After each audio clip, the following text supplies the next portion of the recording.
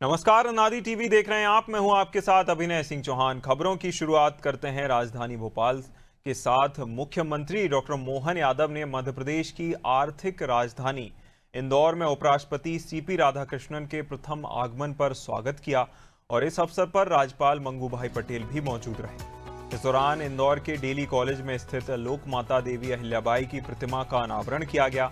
वहीं शाहजहांपुर को इंदौर उज्जैन मेट्रोपॉलिटन क्षेत्र में शामिल करने को लेकर विधायकों ने सीएम का अभिनंदन भी किया। इसके साथ ही सीएम इंदौर में एमपीपीए की ओर से 7वीं आरवाईपी राष्ट्रीय रैंकिंग पिकलबॉल टूर्नामेंट 2025 के कार्यक्रम में शामिल हुए। सीएम का अलग अंदाज भी इस दौरान देखने को मिला, जहां उन्होंने इंदौरी पोहा जलेबी और गर्मा गर्म चाय का भी लुत्फ उठाया।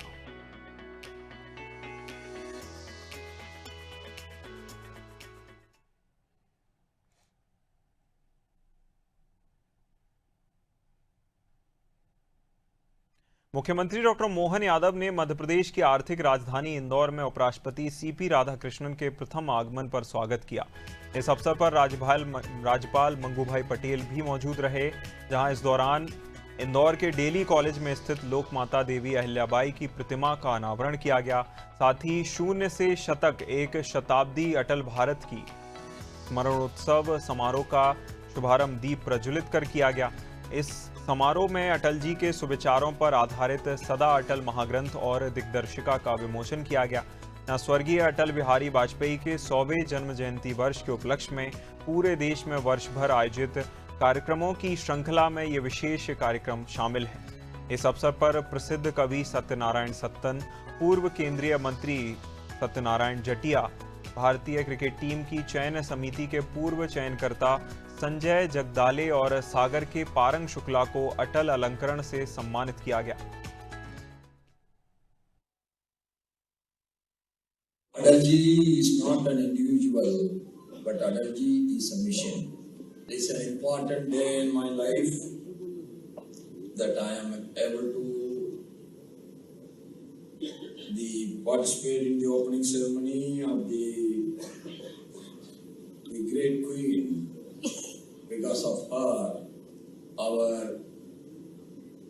Hindu culture is being saved.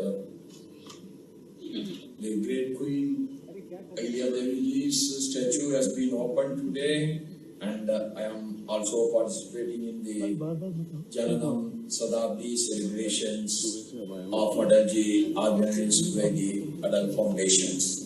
हम सबका सौभाग्य, हम में से अधिकांश लोगों ने अटल जी को देखा भी।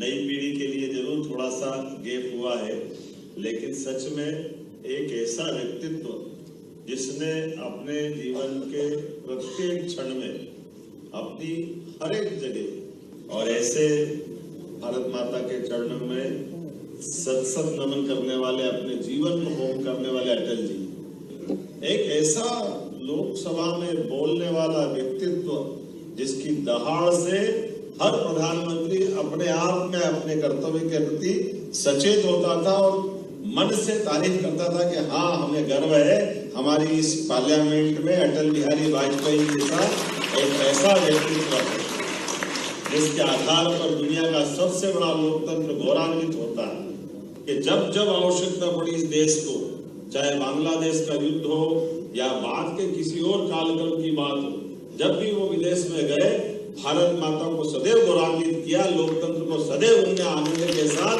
पूरे देश को आनंद के हिलों में डुबाने का काम किया। अटल जी का जब जन्म शताब्दी वर्ष मना रहे हैं तो उस आनंद में भी हम डूबे। मुझे इस बात की प्रसन्नता, माननीय महामहिम, हमारे यहाँ 25 तारीख को जब जन्म शताब्दी वर्ष का समापन होगा, हमारी सरकार के गठन के बाद माननीय प्रधानमंत्री जी के आशीर्वाद के साथ हमने हमारे हर वर्ग के कल्याण के लिए और अटल जी की जन्म शताब्दी को हम इसीलिए उद्योग रोजगार वर्ष के समापन के अवसर पर एक ही दिन में माननीय गृह मंत्री जी के माध्यम से 25 तारीख को ग्वालियर से 2 लाख करोड़ से ज्यादा के उद्योगों के भूमि पूजन लोकार्पण अटल जी को समर्पित करने वाले हैं। हमने इस कार्यक्रम की रचना बनाई है, ये सच्ची श्रद्धांजलि अटल जी के लिए होगी। अटल जी की जन्म शताब्दी समारोह केवल उनके पुण्य स्मरण का प्रसंग नहीं, बल्कि उनके विराट व्यक्तित्व और नेतृत्व से प्रेरणा प्राप्त करने वाला पावन क्षण है।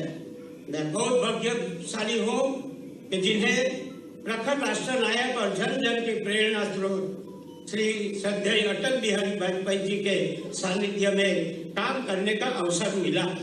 मेरे अंतर मन में उनकी स्मृतियां आज भी जीवंत है। उनके महान आभा मंडल में रहकर करीब से देखने का, समझने का, प्रेरित होने का विशेष लाभ मेरे को हुआ है।